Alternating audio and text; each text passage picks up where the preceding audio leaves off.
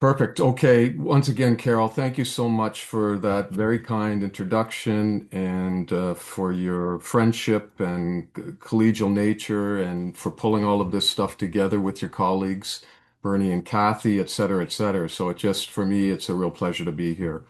I'm going to talk about the changing nature of animal-based tourism, moving from illiteracy to literacy with a big question mark, right? Because we're just not sure if we're there. And I just thought, I know we had a wonderful discussion that I sat in from Jim this morning, and I know one of the questions he had from the crowd was, how did you get there? And so for me, I've got a few historical reference points, so for me, I'm dating myself here, but 1987 forward, right, in 1987, where I started to do this focus on this new thing called ecotourism, and back again from my master's in Costa Rica, and then I'd go to conferences and people would say, "Well, David, ecotourism's the most ethical form of tourism, isn't it?" And I would say, "Well, intuitively it is." But there was really no information on that. So I had to learn a new language and ethics, right, to see how we could deal with that and pull it into tourism. And then there were some interventions for me, right? I had a NAFTA grant between Canada, the United States, and Mexico. And one of the pleasures of that trip was to go down to Mexico and visit a few sites. And this is what I came across on the right-hand side is the operator said, we know you're not going to be able to find a jaguar in the forest, so we were going to present one to you on a chain of about 5 feet long. And so we tried to tell him as ecotourists that maybe this is probably not the best way to use and present a beautiful animal of this nature with two cubs in the back in a cage. And then a paper that came out in 1998 saying bill fishing was a form of ecotourism. I thought, well, bill fishing, marlin and those big swordfish, that maybe that wasn't a form of ecotourism as well. That it's okay to maybe to think about populations, but when it boils down to individuals, individuals should count, right? Not just populations. And then sort of found my way into this tourism animal ethics subfield from 2000 onward, trying to formulate a number of different ideas about what that might look like. And yet there's so many examples that exist out there. And these are some of the dark truths, right? So animal-based tourism can represent up to 35% of receipts in some countries. And we, once again, with Jim's presentation on Africa and the continent there, that there's so much of an animal-based tourism nature there that to feed off of, and so many issues that go along with that. But hundreds of thousands of animals with welfare and conservation status impacted at these wildlife tourism attractions would be Marius the giraffe up there in the top left, or sled dog tourism in many places around the world. We found out about Cecil the lion this morning with Jim as well. Of course, we have Marineland just around the corner. I'm in the Niagara region of southern Ontario, and Marineland's just closed down, thankfully, right, because of all the negative issues there. And then, of course, in the bottom, when we pass around dolphin calves, right, we love our selfies, don't we? But we pass them around until they expire. We just don't know. And that's the problem. All of these different contexts, there's a real lack of literacy as long as I've been in this area that has been problematic. And I thought, again, with the presentation, there were some unknowns and some big questions that we should maybe look at human nature a little bit, especially as tourists. I've come across this concept called the summum bonum, which is really seeking the supreme good or the highest good in life. And I've always felt that tourism was one of the best ways to maximize pleasure. And this is what it's about, maximizing pleasure and minimizing pain in our lives. And so tourism, some people would cruise 30 or 40 times in their lifestyle, and that's the that's the pleasure. And so the summum bonum when it relates to tourism is pleasure. We seek pleasure in our lives. And sometimes, as you can see at the bottom there, we leave that moral cloak at home when we travel. We wouldn't behave at home in the same way we would behave in our destinations. So that's part of this human nature. The next one is this concept of acrasia. And I've got the example of the international sex tourism trade there because, these individuals, they know what's wrong, and yet they still participate in it. And it's the same thing up at the top there with endangered animal souvenirs. Oftentimes we know it's wrong, but yet we do it. And that's what acrasia is, this deficient capacity to restrain our desires when we seek pleasure as tourists. So the perceived pleasure of an activity which really does override our better judgment. We have a weakness of will. So if we know that A is the right or rational choice, why is it that we choose B, right? When we know that's wrong. And oftentimes we do that in tourism. So let me just give you an example of this of some research that's been done in this area. Feeding and chumming whale sharks in Oslab in the Philippines, 947 TripAdvisor comments and 761 tourism surveys. Most respondents supported whale shark provision. That's the feeding of whale sharks, despite many being aware of the ethical implications. So tourists are really acting acrobatically. They know it's wrong, but yet they still want to do it. And so they justified their participation in this activity using mainly economic. Well, it's good for the community. We always hear that this is good for the community. It's putting money in somebody's pocket. Human enjoyment, well, there's that element of the summum bonum again. We seek pleasure in everything that we're doing as tourists. And of course, the animal welfare arguments. We think that, well, these animals are being well fed, so everything must be fine. So let's continue to participate in it. We also had a discussion on some of the issues between African countries that some would have some guidelines and policies and legislation, while others don't. And I wanted to offer up this bit of an explanation. So when we look at the literature in tourism study, animal-based tourism research, we see that global governance influencers like NGOs want to shift power away from host nations and communities into their hands. And Von Essen and colleagues, cultural relativism is a problem in the treatment of animals in tourism, but so is the imposition of universal standards. So what we have is these local practices and these global principles, and we just don't seem to know what to do when it comes to this. How should we behave, or how should we pivot in one direction or another direction? And so this integrative social contracts theory really gives us the ability to have global principles that's a little bit more dominant and local practices a little bit more recessive. But we have this creative tension that exists between both of those so we can inform both. Local practices inform global principles and global principles. It just can't be communities because of history or culture driving the animal agenda forward if it's going to be that detrimental to animals. We have to be informed by other principles that exist outside these communities. And integrative social contracts theory is really effective in doing that. I also wanted just to give you a sense of where the leadership is in animal-based tourism. Well, we have our our United Nations Tourism now Code of Ethics, right? And it's said to be a frame of reference for the responsible and sustainable development of world tourism. And we've got some wonderful priority areas. We've got the poor, we've got women, we've got children, we've got accessibility. All of that stuff is so vitally important. But the mention of endangered species, nothing on the value of interest of animals used. And I wrote a paper on developing an 11th article for the at that time UNWTO Global Code of Ethics, but it's been crickets since then. Nobody's really moving on that. We don't want to, and so there's not a lot of leadership coming from the international level when it comes to the things that we're studying here. Where's this leadership with public policy? So once again, we analyzed lots and lots of tourism policies of different countries and territories and provinces. Right. And so only one, I won't spend much time on this, only one policy of the 123 of these public policy documents mentioned animal welfare, calling for only one of those 123 initiatives to monitor overvisitation and promote animal welfare, including natural habitat regeneration. So when we talk about public policy, there's not a lot of leadership there as well. So where's the leadership with the tourism industry? We've got, the British tourism scene, and their welfare guidelines. We've got Touristic Union International and their animal welfare policies. We've got Intrepid Travel, who banned elephant rides on all their trips back in 2014, and that's great. And then we got Font and colleagues who did some work on this and said only 6 of these 62 associations mentioned animal welfare with no binding implementation. We talk the talk, but we don't necessarily walk the walk when it comes to this stuff as well. When we talk about the tourism industry, greenwashing, well, they point in that direction. So we need more leadership in that direction as well. And this is where I also want to get into as we go down the chain here to tourists. And my colleague Tom Morehouse, who wrote a wonderful paper with his colleagues, just tourists unaware of their welfare and conservation impacts on animals. And the issue, folks, is that tourists can't leave reputationally damaging feedback on poor wildlife tourism attractions because they just don't know what's right or wrong. So, wildlife tourism attractions are not globally regulated, so standards are determined by what tourists find acceptable. If they find everything acceptable, then we'll never change our practices within these organizations. And that, to me, boils down to illiteracy.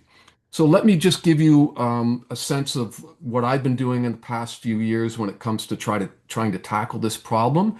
I found value in some work by UNESCO and UNEP on this in what an environmentally educated global citizenry should look like. And they said develop a world population that is aware of and concerned about the environment, its associated problems, and which has the knowledge, skills, attitudes, motivations, and commitment to work individually and collectively towards solutions of current problems and the prevention of new ones. So I used their model on a CASA to build out something of an animal welfare literacy program in tourism.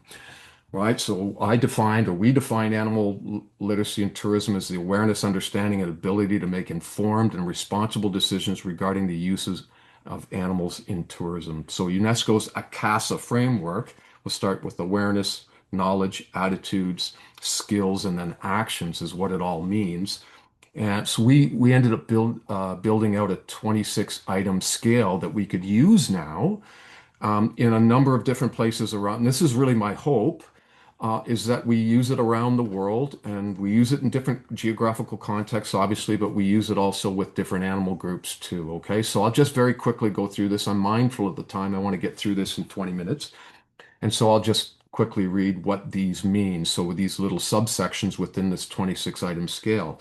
So an awareness of individuals' general impression and consciousness about animal welfare and tourism and adverse consequences of animal-based tourism activities for animals. So one of the scale items under the awareness domain would be animal-based tourism can cause physical pain in animals. We want to ask that question of tourists to see if they actually have some awareness about that. And then animal welfare literacy and tourism, well, our knowledge and our attitude. You can see at the bottom of the slide here. I was in Thailand for 6 weeks as a visiting scholar last year. Got a lot of up close and personal views on elephants used in many different contexts. But when we go on the web, we see, elephant tourism in Thailand. Should we stay? Should you stay away? There's all sorts of this stuff that we find, for the media folks, that we see that stuff. It's very, very important for us. And of course, social media is important in getting the message out there as well.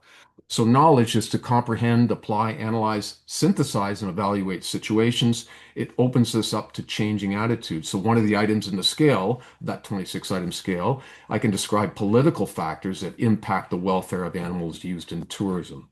And then we go to attitudes, an individual's appreciation and concern about animal welfare issues, becoming susceptible to developing personal skills, which is the next step after this to address these issues.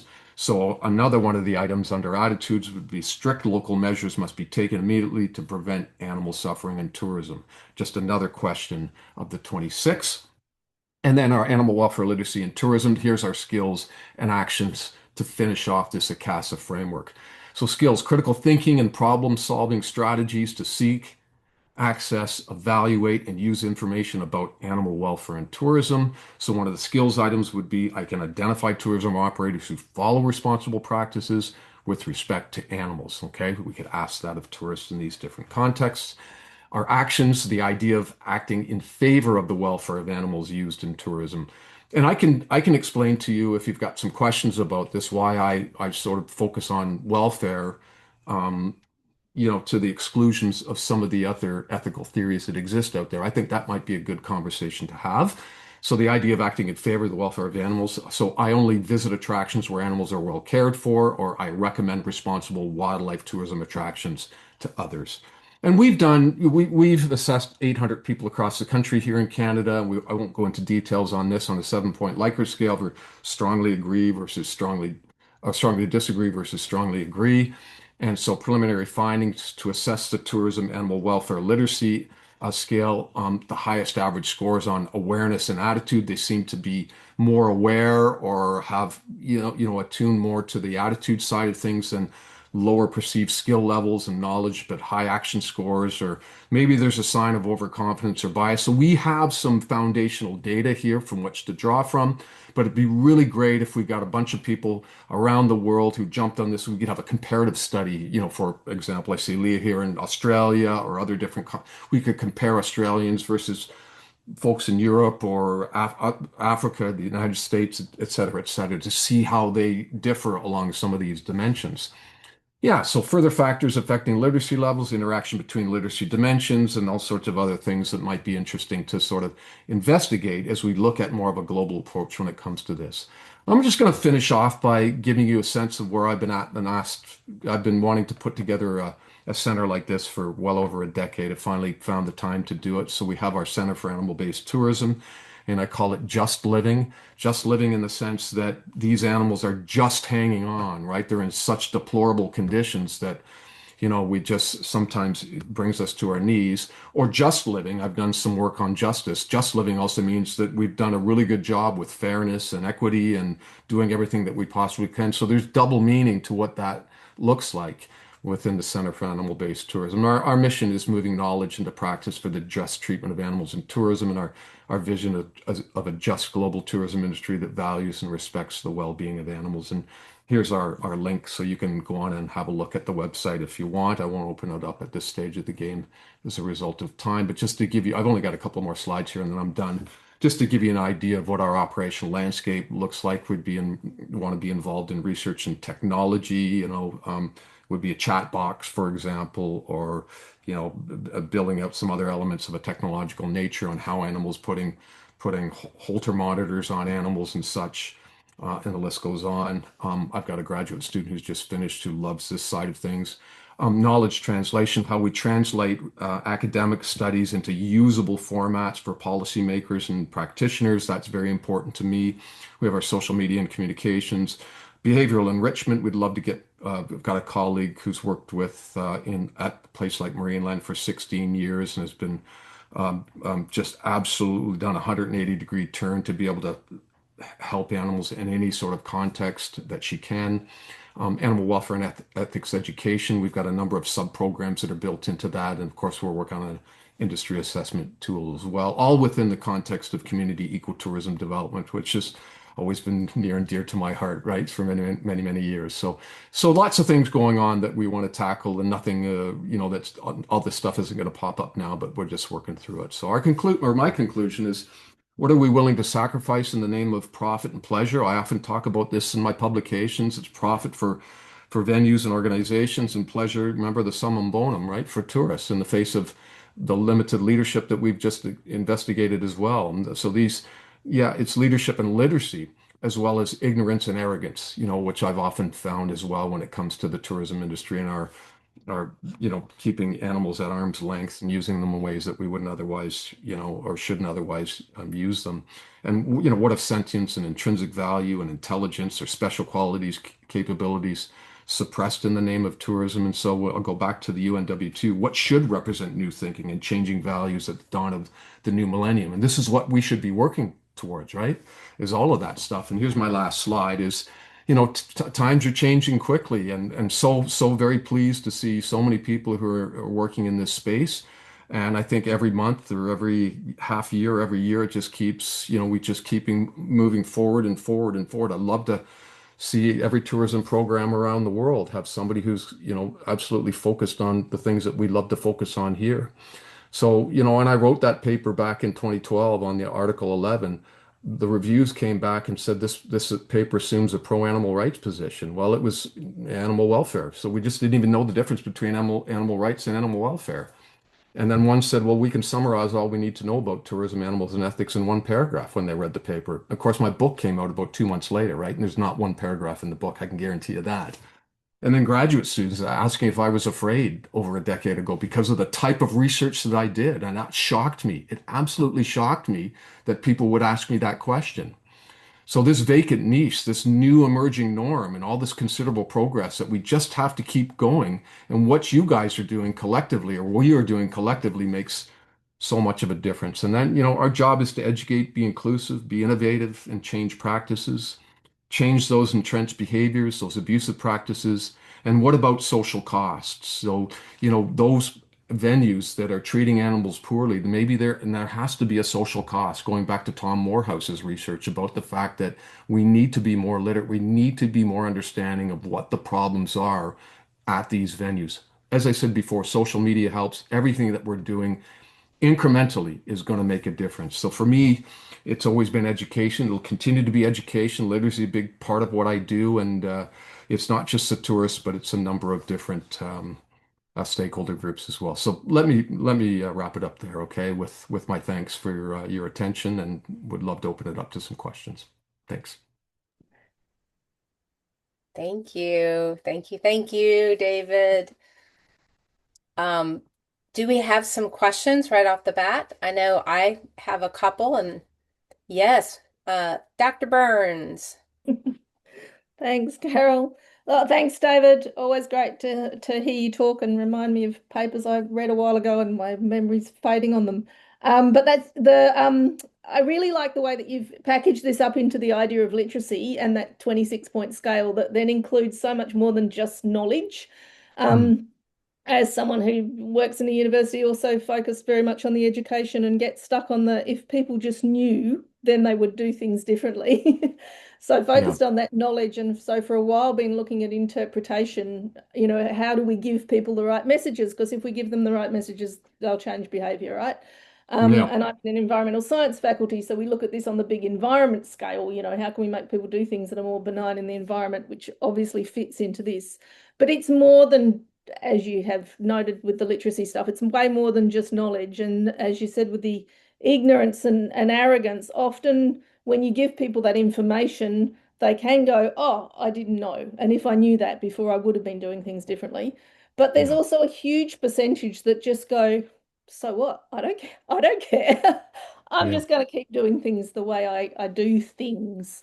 Hmm. I don't know whether there's an answer for how to get, I'm looking for an answer for, what we can do to Yeah. nudge people in a direction that, makes them step out of that.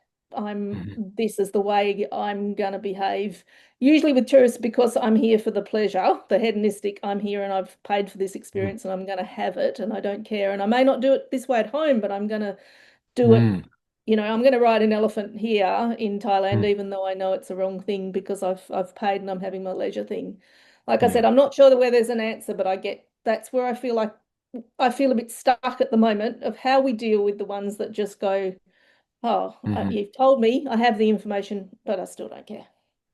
Yeah, no, Lee, it's a great point, and and I'm thankful that you raised it and asked the question and made the comments because I wanted to put that stuff in on human nature because I think it's really resonates with what you're trying to say. It's a function of who we are and the Mm, pursuit of pleasure at just about every cost. Now, I sometimes use this question with my students in the 1970s. And I'm just making reference to Canada and the United States because when I was a kid, we would drive through both countries. And as you drove along the highways, there was garbage everywhere. People would just throw garbage. You might mm, recall and there would be, and if you saw something come out the window, you wouldn't really, honk your horn. But can you mm, imagine now though, if you were driving down the freeway and somebody opened their window and threw a bag of like their lunch at whatever these fast food restaurants are, I think you'd get incensed on that. And so when I drive up and down the mm. highways, I don't see garbage anymore. And I Yeah. think that's the social cost element that I was talking about before. There's been some education, there's been some literacy, there's been a new norm that's emerged when it comes to traveling down the highway. And this is my hope as we move through time, is that there's going to be a new norm. And so there's going to be social cost and there's going to be more education. The more, Leah, that you do what you do and that I do what I do and everybody else, we're going to build the capacity to affect that level of change. So my hope is that down the road, not next year, not even the year after, there becomes a new global norm. There comes a new regional norm as we look at how this. And you're absolutely right with pro-environmental behaviors. That's what ecotourism is supposed to do, right? We go on as Yeah. ecotourists and we're supposed to change. It's like Dr. Jekyll and Mr. Hyde, right? We're supposed to now change, right, to be better environmental citizens. But yet when we get back, we seem to slip with apparent ease into the regular way of being a human being before we went on those trips. 4 TVs in the house, 3 cars in the driveway, gobbling up all sorts of natural resources, common pool resources, et cetera, et cetera. So we have to make it so that we don't slip with apparent ease back into that trajectory, that common regular type of trajectory. So I think that's how I would answer that question about that, what that emerging norm might look like, and the social costs that go along with it. You know, other people looking at you saying, "What are you doing? That's completely unacceptable." Mm. Yeah. Awesome. Thank you. Thanks for the question. Kathy. Thank you. Thanks for presentation. And following up on the conversation you were just having, I wonder what you think about the role of law in developing the new social norms, because when I think about the successful Mm, social movement change, right, in the US, but around the world, but thinking about the US in particular, the littering came with fines, and drunk mhm, driving came with penalties, and smoking came, right, with legal regulation. And mm, so I'm interested in your thoughts about the mhm. role of law in this and the challenges of trying to do that across so many diverse jurisdictions, sort of at the same time. Sure. Yeah, there's I've had the benefit of working at the Chengdu base of giant panda breeding, which is a fantastic facility with a colleague, and what they've implemented is a set of fines there as well. If you wanted to throw something at one of the pandas, they have the cameras that exist, and you're banished from these, not just that one, but from all of these venues throughout the whole country. So they have started to put in some regulatory measures that have some teeth. But I know what you mean, Kathy, because a lot of the animal welfare laws don't seem to be lockstep with what we would expect them to be. There are provisions or concessions that are built into those so that you could have a place, even though that you have an animal welfare law, that you can still have a place like Marineland or SeaWorld, right? That allows you to keep killer whales now that have a lifespan of 11 to 13 years in captivity, where they might be 65 in the wild. We have all that data and that knowledge, and these regulatory components of society or within our government structure, they know that as well. But yet, because and when I was mentioning, I was asked if I was fearful. I don't mean to redirect the question because it's a very, very good one. But these were students in South Carolina at Clemson University and University of Florida, graduate students, and this was over 10 years ago. And I figured out with Florida why they were asking me is because they get the funding from the state.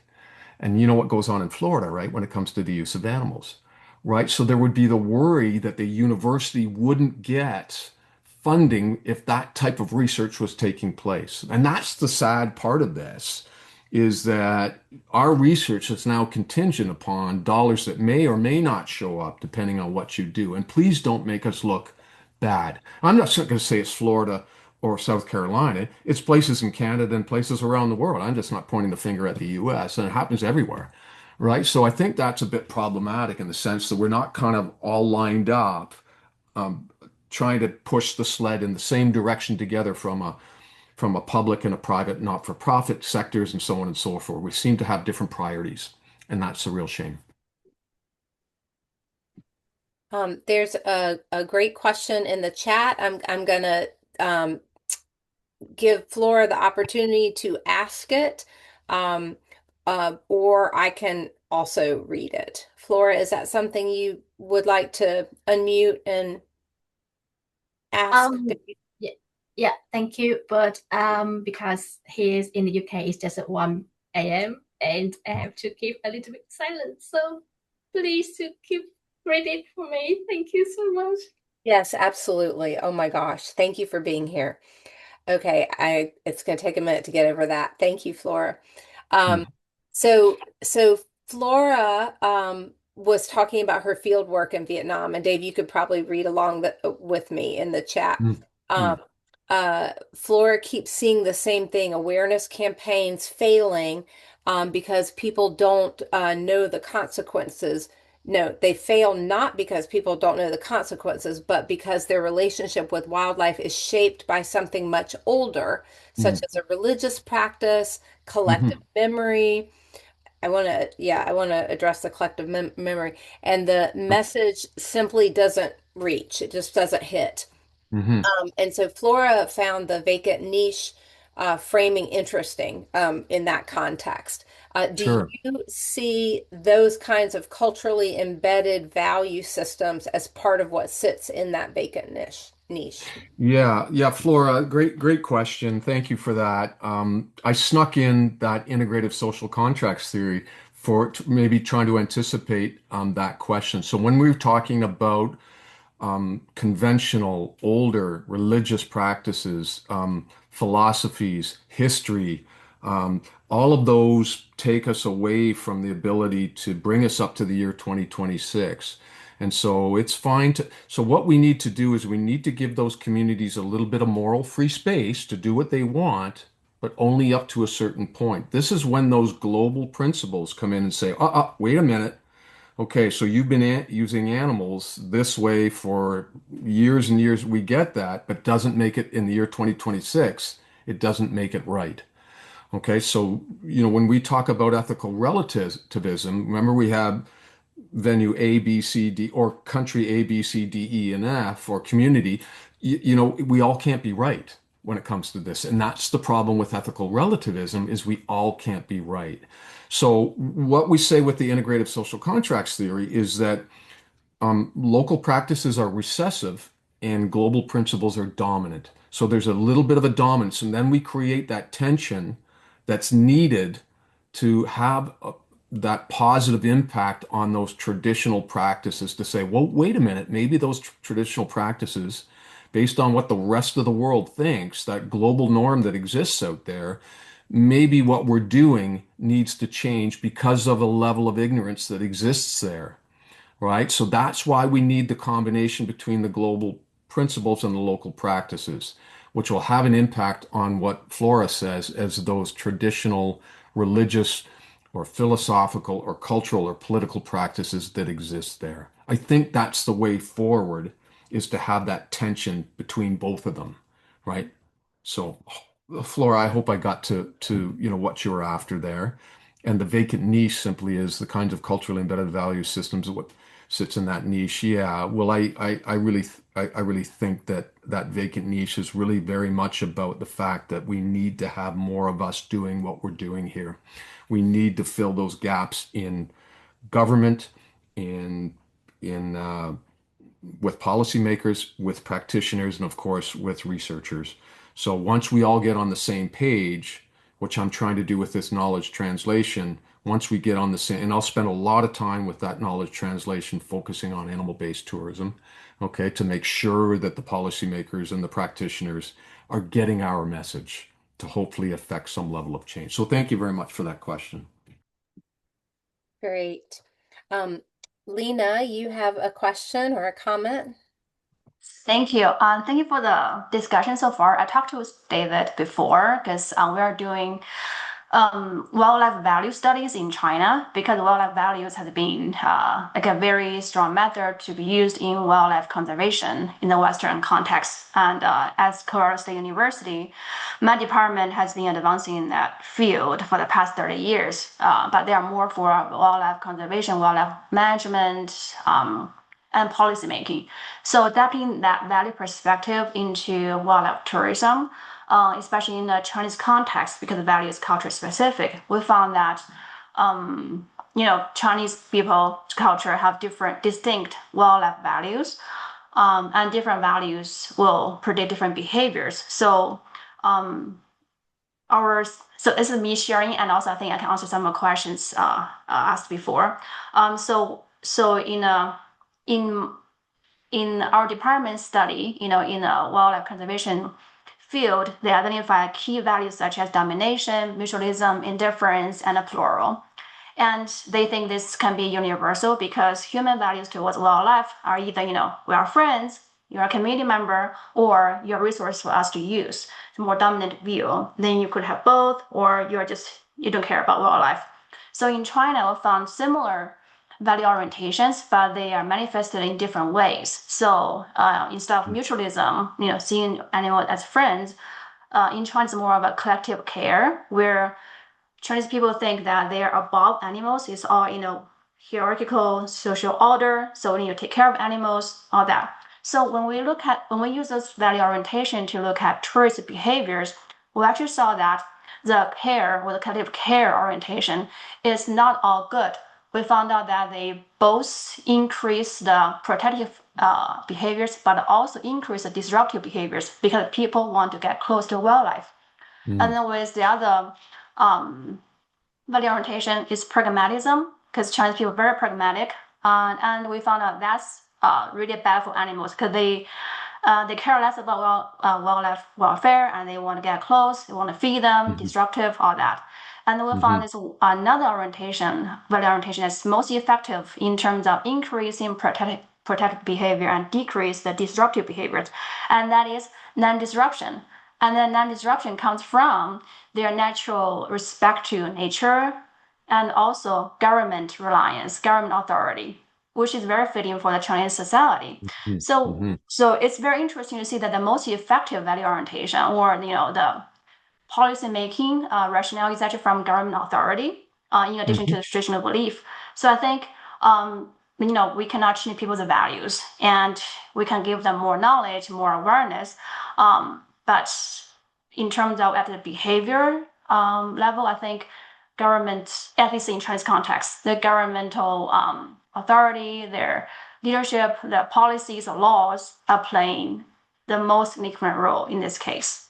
So just like a observation in a different cultural context, I want to share. Yeah, thanks, Lena. We found the same thing is that Chinese nationals, Chinese citizens really take the leadership from government, right? Feel as though government will always have the right answer to the question and that we ought to follow, whatever it is that they feel is most important. So that would be maybe a little bit less independence there to formulate what their values, their attitudes, their behaviors might, and their intentions obviously as well fit in there as well. So we found the same thing. So thank you for your comment. And I think it's really interesting as we build out that tourism animal welfare literacy scale, what that looks like in a Chinese context. And of course, the translation of what that means in a Western context is definitely different, as we talked about before, uh, in a Chinese context as well. So there's a real snag there, isn't there, to try to get some symmetry between both sides.